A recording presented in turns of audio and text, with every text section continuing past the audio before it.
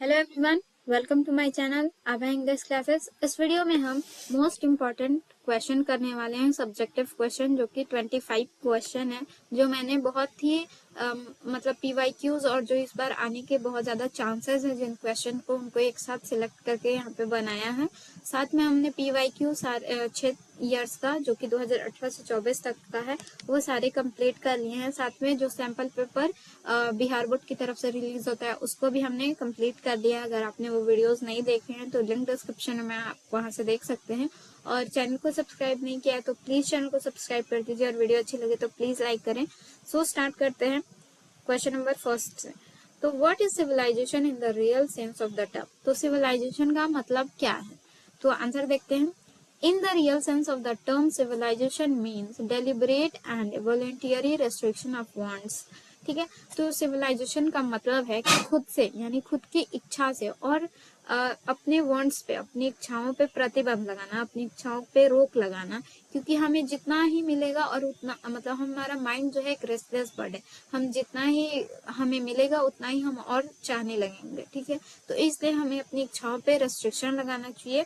This alone increases and promotes contentment, real happiness and capacity for service. और ये जब हम अपनी इच्छाओं पे प्रतिबंध लगाते हैं तो ये हमें कंटेनमेंट देता है, यानी कि संतुष्टि देता है, रियल हैप्पीनेस यानी जो असली खुशी होती है वो देता है, एंड कैपेसिटी फॉर सर्विस, और साथ में हमें अब दूसरों की सेवा करने का जो भाव है वो हमारे अंदर पैदा होती है। नेक्स्ट है, वाई जाकिर ओवरवेल्म्ड? क्यों जाकिर हुसैन जो है वो ओवरवेल्म्ड हुए, भावुक हो गए? तो आंसर है, the people of India elected doctor Zakir Hussain the head of the nation. क्योंकि इंडिया के लोगों ने उनको, जाकिर हुसैन को, हेड ऑफ द नेशन के रूप में चुना। They give him love and affection. उन्होंने, यानी लोगों ने जाकिर हुसैन को बहुत ही सारा सम्मान और बहुत सारा प्यार दिया। So he is overwhelmed by the trust of people of India. और इसलिए वो बहुत ज्यादा भावुक हो गए, ये मतलब भारतीय लोगों का ट्रस्ट देख के, विश्वास देख के। He become the president of India, और वो भारत के प्रेसिडेंट बने। नेक्स्ट है, in what dress did the author go to the minister along with Nanu Kaka? तो किस ड्रेस में, क्या पहन के जो ऑथर है वो मिनिस्टर के घर गए नानू काका के साथ? तो आंसर है, the author dressed his white Jodhpuri coat and put a turban on his head to went the minister along with Nanu Kaka. तो ऑथर ने अपना व्हाइट जोधपुरी कोट पहना था, साथ में एक पगड़ी भी बांधी थी अपने सर पे, और ये पहन के वो गए थे मिनिस्टर के घर पे नानू काका के साथ। नेक्स्ट देखते हैं, What does Martin Luther say about life of Negroes? तो मार्टिन लूथर ने निग्रोज की लाइफ के बारे में क्या कहा? The life of Negroes is still sadly crippled by manacles of segregation of discrimination. तो मार्टिन लूथर कहते हैं कि जो निग्रोज की जो लाइफ है वो अभी भी क्रिपल्ड, यानी मतलब दबाई गई है। उनकी लाइफ को अभी भी क्रिपल्ड किया जाता है, दबाया जाता है, क्रश किया जाता है, उन डिस्क्रिमिनेशन से उनको अलग कर दिया जाता है, उनको एक तरह से उनके साथ भेदभाव किया जाता है और उनको अलग कर दिया गया है। ठीक है, क्योंकि निग्रोज जो है वो एक अलग ही टापू पे रहते हैं, हमने चैप्टर में पढ़ा था। तो वो बोल रहे हैं कि उनको एक तरह से क्रिपल्ड किया जाता है, दबाया जाता है, और उनके साथ बहुत सारा भेदभाव होता है, उनको एक तरह से अलग कर दिया गया, सेग्रीगेट कर दिया गया, अलग तरह से कर दिया गया है। Negroes are like a disabled person who cannot do anything and for its own. और निग्रो एक तरह से डिसेबल पर्सन की तरह है, एक विकलांग व्यक्ति की तरह है, जो अपने लिए, मतलब अपने लिए ना कुछ कर सकते हैं और ना खुद से ही कर सकते हैं। ठीक है, मतलब कोई और ना उनके लिए कर सकता है और ना ही खुद वो अपने लिए कुछ कर सकते हैं। Why did our ancestor dissuaded us from luxuries and pleasure? तो हमारे एंसेस्टर ने हमें लग्जरी और प्लेजर से दूर क्यों रखा? तो आंसर है, our ancestors observed that a man is not necessarily happy because he is rich. A man who is poor is unhappy. तो हमारे एंसेस्टर ने ये देखा कि ये जरूरी नहीं है कि कोई आदमी अगर अमीर है तो वो खुश होगा, और कोई आदमी अगर गरीब है तो वो नाखुश होगा। The rich are often seen to be unhappy and the poor to be happy. कई बार देखा गया है कि जो लोग अमीर होते हैं वो कई बार नाखुश होते हैं, और जो गरीब होते हैं वो खुश होते हैं। Observing all this, our ancestors dissuaded us from luxuries and pleasure. और इन सारी चीजों को देखने के बाद हमारे एंसेस्टर्स ने ये मतलब ये बताया हमें कि हमें लग्जरी और प्लेजर से दूर रहना चाहिए। ठीक है, नेक्स्ट है, how did Sebi's father react to the teacher's complaint? तो टीचर्स सेबी के जो फादर हैं उन्होंने कैसे रिएक्ट किया जब टीचर ने कंप्लेन किया सेबी के बारे में? आंसर है Sebi's father reacted to the teacher complaint when he knew Sebi's fault. जब उन्होंने जाना कि सेबी की गलती क्या है तब उन्होंने रिएक्ट किया। He become very angry at this matter as soon as he heard. तो बहुत ज्यादा गुस्सा हो गया जैसे ही उन्होंने इस बारे में सुना। He grabbed his son by a collar and gave him sound beating. उन्होंने अपने बेटे को उसके कॉलर से पकड़ा और उसको बहुत मारा। ठीक है, तो इस तरह से उनके सेबी के फादर का रिएक्शन था। नेक्स्ट है Why does Dr. Zakir Hussain call India the young state of ancient people? तो डॉक्टर जाकिर हुसैन ने इंडिया को एक यंग स्टेट यानी युवा राष्ट्र ऑफ एंशियंट पीपल यानी पुराने लोगों का युवा राष्ट्र क्यों बताया? तो आंसर है doctor Zakir Hussain called India the young state of ancient people. ठीक है, तो young state of ancient people कहा है? It is so because our past is not dead and static. क्योंकि जो हमारा पास्ट है यानी जो हमारा भूतकाल है वो डेड नहीं है, स्टैटिक नहीं है, क्योंकि वो मरा हुआ नहीं है और ना ही रुका हुआ है। It is alive and dynamic, क्योंकि हमारा जो पास्ट है वो अभी भी जिंदा है और हमारे साथ आगे बढ़ रहा है। Our ancient culture is alive and we can make our future on the basis of our ancient culture. क्योंकि हमारा जो एंशियंट कल्चर है यानी जो हमारी पुरानी संस्कृति जो सभ्यता है वो अभी भी जिंदा है और हमें अपना फ्यूचर उसी के बेस पे बनाना है। अपने पुराने कल्चर, अपने एंशियंट जो कल्चर है, संस्कृति है, उसी के बेस पे हमें अपना फ्यूचर बनाना है। नेक्स्ट है what was the greatest lesson that had India to teach the West? तो कौन सा ग्रेटेस्ट लेसन यानी सबसे जो महान लेसन है जो इंडिया ने वेस्ट को यानी पश्चिमी सभ्यता को सिखाया है वो क्या है? तो great lesson that India had to teach the west is non violence and humanity.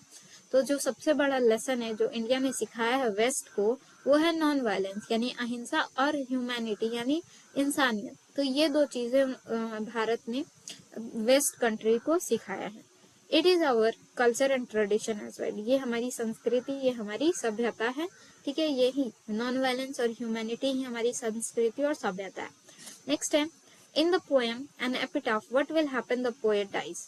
तो यहाँ पे बोल रहे हैं कि एन एपिटाफ में जब क्या होगा जब पोएट जो है वो मर जाएंगे। Answer the memory of the beautiful lady of the western country will live in the heart of the poet when he dies. तो यहाँ पे हार्ट में आर छूट गया तो यहाँ पे आप लोग इसको इग्नोर करिएगा। ठीक, the memory of the beautiful lady of the western country will live in the heart of the poet when he dies. ठीक है, तो जब वो मरेंगे तो उनके वो दिल में रहेगी। नोबडी विल रिमेम्बर हर। और उसके बाद जब वो मर जाएंगे तो उस लेडी को कोई भी याद नहीं करेगा। ठीक है, जब तक जो पोएट जिंदा रहेंगे तब तक वो लेडी उनके यादों में रहेगी, लेकिन जब वो मर जाएंगे तो उनको उस लेडी को कोई भी याद नहीं करेगा। नेक्स्ट है why is Machiavelli termed a criminal? क्यों मैकियावेली को एक क्रिमिनल बोला गया है? Machiavelli is termed a criminal because he committed all sort of crime. क्योंकि मैकियावेली ने बहुत सारे क्राइम किए हैं, बहुत सारे क्राइम एक्टिविटीज में वो शामिल हुई है। ही डिफाइंस द लॉ। उसने बहुत सारे लॉ यानी कानून तोड़े हैं। And the induce in activities of criminal nature. और उसने बहुत सारे क्रिमिनल नेचर की एक्टिविटी में वो शामिल रही है। ठीक है, जैसे कि उसने किया था कि वो उसने फाइल चुरा ली थी स्कॉटलैंड यार्ड से। तो ये इस टाइप के क्रिमिनल नेचर में वो शामिल रही है, इसलिए उसको यहाँ पे क्रिमिनल बोला गया है। नेक्स्ट है why did the poet feel honoured? तो पोएट को बहुत ज्यादा ऑनर क्यों महसूस हो रहा है? The poet feel so honoured because the snake came like a guest to the poet's water trough. ठीक है, क्योंकि सांप है जो स्नेक है वो उनके वाटर ट्रॉफ पे आया है एक गेस्ट बन के, एक गेस्ट की तरह आया है to drink the water and the moment is a great honour to him. और वो जो मोमेंट था जब वो स्नेक आया था उनके वाटर ट्रॉफ पे पानी पी रहा था, और ये जो मोमेंट था वो पोएट के लिए बहुत ज्यादा ऑनरेबल था, मतलब सम्मानजनक था, जिससे सम्मानित फील हो रहा था। ठीक है, तो यही हमारा आंसर हो जाएगा। नेक्स्ट है which event does the expression the burning heart refer to? तो किस इवेंट को बर्निंग हार्ट एक्सप्रेस करता है? ठीक है, बर्निंग हार्ट से हमारे माइंड में क्या आता है, कौन सी चीज आती है? तो the expression the burning heart to the place where the dead bodies are usually cremated. तो बर्निंग हार्ट से हमारा मतलब है कि वो जगह जहाँ पे डेड बॉडीज यानी जो मरे हुए जो बॉडीज होते हैं उनको क्रेमेट किया जाता है, उनको जलाया जाता है। नेक्स्ट है how are autumn and summer related to spring? किस तरह जो है ऑटम और समर रिलेट हैं स्प्रिंग से, ठीक है। Autumn and summer are related to spring as old age and youth are related to adolescence, ठीक है। तो अडोलसेंस मतलब होता है किशोरावस्था, या यूथ हो मतलब होता है कि जब हम जवान होते हैं, साथ में ओल्ड एज होता है मतलब जब हम बूढ़े होते हैं, ठीक है। तरह ऑटम और समर के बीच में हमारा क्या आता है, स्प्रिंग आता है, ठीक है। नेक्स्ट देखते हैं, does the fire forget it's dead. तो किस सेंस में जो फायर है वो अपने डेड को भूल जाता है। The fire is suppose to burn a dead completely but sometime it does not do its duty. तो फायर से ये सपोज किया जाता है, ये उम्मीद की जाती है कि जो फायर है वो डेड बॉडीज को पूरी तरह से जला देगा, लेकिन कभी कभी ये अपनी ड्यूटी को पूरा नहीं करता। इट लेव सम लिम्स हाफ बर्न्ड, और इस तरह वो क्या करता है, कुछ अंगों को बिना जले ही छोड़ देता है। इस सेंस में हम बोल सकते हैं कि फायर फॉरगेट इट्स डेड, ठीक है। नेक्स्ट है, what is the belief prevailing in Sicily about a snake.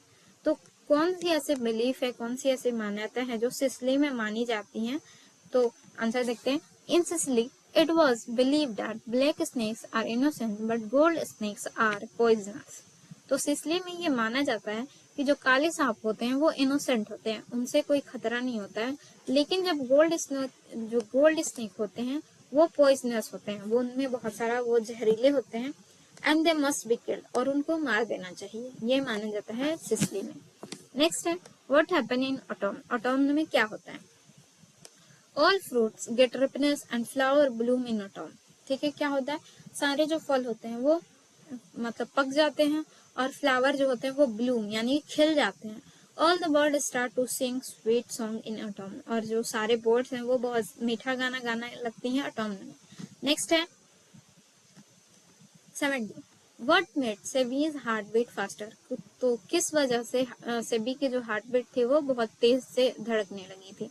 Answer है, when Sebi was examining gods suddenly he caught sight of one which was about 5 inches long, ठीक है। जो जैसे ही Sebi god को एग्जामिन कर रहा था, देख रहा था, तो अचानक से उसे एक गॉड पे उसकी नजर पड़ी जो कि 5 इंच लंबा था, ठीक है, 5 इंच लंबा था। Something about it made Sebi's heart beat faster, और इसको देख के उसके दिल की धड़कनें बहुत तेज हो गई। नेक्स्ट है, हाउ डिड नानू काका इम्प्रेस द मिनिस्टर। किस तरह नानू काका ने मिनिस्टर को इम्प्रेस किया, ठीक है। तो आंसर देखते हैं, Nanu Kaka came in an outlandish car with uniform chauffeur, ठीक है। तो नानू काका सबसे पहले तो आउटलैंडिश कार में गए, और साथ में अपने साथ एक यूनिफॉर्म शॉफर को ले गए थे, एक ड्राइवर को ले गए थे। Secondly, he dressed himself like a hereditary Pandit from princely state, और उन्होंने अपने आप को इस तरह से मतलब उन्होंने खुद कपड़े ऐसे पहने थे, लग रहा था कि वो कहीं के किसी प्रिंसली स्टेट यानी राजघराने के वो पंडित हैं। While visiting minister's residence and then after getting into a car, he shouted loudly to take him to a Maharaja palace to show he had contact with many aristocrats, ठीक है। तो उसके बाद वो जैसे ही मिनिस्टर के घर पहुंचे, वैसे ही उन्होंने कार में वो उसके बाद वापस तुरंत कार में गए, और उन्होंने जोर से कहा अपने ड्राइवर से कि मुझे महाराजा के पैलेस में ले चलो, ये दिखाने के लिए कि उनके पास बहुत सारे बड़े बड़े लोगों से उनकी जान पहचान है। Lastly, he wrote his name in the visitor book as the hereditary astrologer to the Maharaja of Ninore, और उन्होंने लास्ट में विजिटर बुक में अपना नाम एक हेरिडिटरी एस्ट्रोलॉजर लिखा of Maharaj to the Maharaja of Ninore, यानी निनोरे के महाराज के हेरिडिटरी पंडित के रूप में अपना नाम लिख दिया वहां पे। This is what he did to impress the minister. तो ये सब उन्होंने किया उस मिनिस्टर को इम्प्रेस करने के लिए। नेक्स्ट देखते हैं 19, What silent belief did Benji's parents cherished about their land, ठीक है। तो आंसर है, a silent belief that the earth would one day grow out its poverty। तो उनके मन में ये एक उम्मीद थी, एक विश्वास था कि ये जो धरती है वो अपनी पॉवर्टी से, अपनी गरीबी से एक दिन बाहर आ जाएगी। चेरिस्ड बेंजीज पेरेंट, और यही बिलीफ बेंजी जो है, बेंजी के माता पिता, वो अपने मन में पाले हुए थे। अपने मन में इनको हमेशा ही लगता था कि एक दिन ये जमीन बहुत सारा अनाज उगाएगी, ये इसकी जो गरीबी है वो खत्म हो जाएगी। नेक्स्ट है, what does Pearl S Buck mean by saying religion is ever present in Indian life. तो पर्ल एसबर्ग जब ये कहती हैं कि रिलीजन जो है वो इंडियन लाइफ में हर जगह मौजूद है, तो इससे उनका क्या मतलब है? By saying is by saying religion is ever present in India life, she mean that religion is very important for the people of India. तो उनका ये मतलब है इस बात से कि रिलीजन हर जगह मौजूद है इंडियन लाइफ में, तो उनसे उनका ये कहने का मतलब है कि जो रिलीजन है वो भारत के लोगों के लिए बहुत ज्यादा जरूरी है। And it is present in all aspect of life of Indians, और ये हर एस्पेक्ट में, ठीक है, मतलब उनकी हर जीवन शैली में ये दिखता है, उनके जीवन शैली से, उनके हर काम से ये चीज दिखता है कि उनके लिए उनका धर्म कितना इम्पोर्टेंट है। और इसलिए उन्होंने ये कहा है कि इंडियन लाइफ में रिलीजन जो है हर जगह मौजूद है। नेक्स्ट है, why did the writer not mind her host eating in the opposite corner of the room? तो जब राइटर जो है पर्ल एसबर्ग, तो वो उन्होंने ये माइंड क्यों नहीं किया, मतलब उन्होंने इस बात का बुरा क्यों नहीं माना, क्योंकि उनके जो होस्ट थे वो अपोजिट कॉर्नर में खा रहे थे उनकी तरफ पीठ करके, तो इस चीज को उन्होंने बहुत ज्यादा अपने दिल से क्यों नहीं लगाया?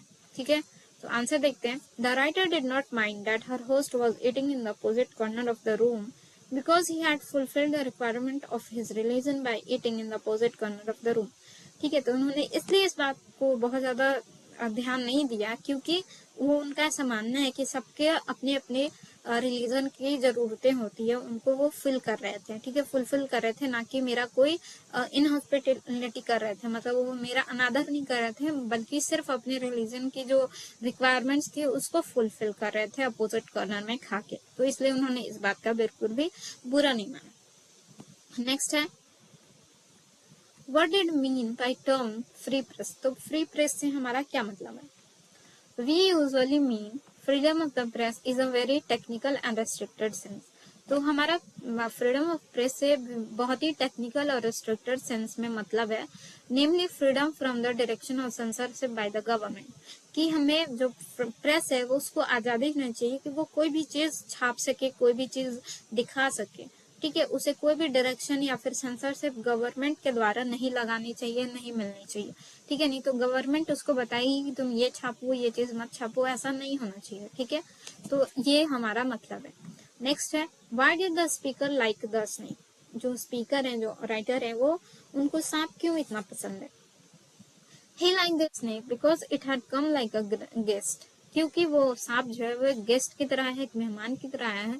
It had drink water quietly. वो चुपचाप बिना किसी को डिस्टर्ब किए वो चुपचाप पानी पीता है। And departed peacefully after drinking to its satisfaction. और शांति से वो चला जाता है जब उसका मन भर जाता है पानी पीते पीते, जब उसको सेटिस्फेक्शन हो जाता है, जब संतुष्टि हो जाती है, तो वो आराम से चला भी जाता है। What did the Fireheim say to the speaker? तो फायरहाइम स्पीकर से क्या कहता है? The Fireheim said to the speaker that he had forgiven him and now it is taken oath to overlook the and pardon him this time for the sin he committed.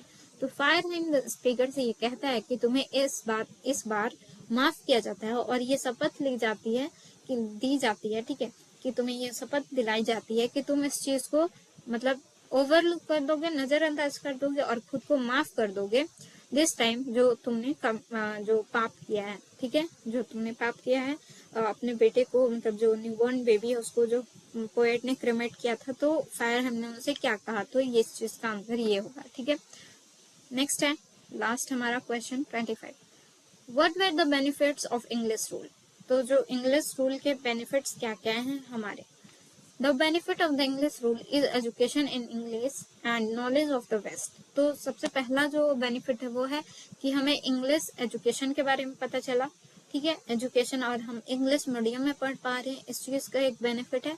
साथ में knowledge of the waste, और साथ में हमें waste यानी हमारे देश के अलावा भी बहुत सारे देश हैं, इसका बात भी हमें नॉलेज पता चली।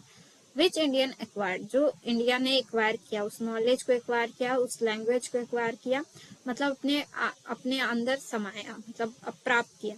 दे are well versed talking in English fluently, और उसके बाद हम मतलब जो इंडियन लोग हैं वो भी बहुत ही अच्छा से बहुत ही फ्लुएंटली इंग्लिश बोल पाते हैं, ठीक है, इंग्लिश रूल की वजह से। तो ये बेनिफिट्स हैं। तो यहाँ पे हमारा 25 क्वेश्चन जो है वो खत्म हो गया। आई होप आपको अच्छा लगा होगा क्वेश्चन, और इन क्वेश्चन के आने के बहुत ज्यादा चांसेस है, 95% चांसेस है, तो आप डेफिनेटली इसको याद कर लीजिए सारे क्वेश्चन को। Thank you for watching.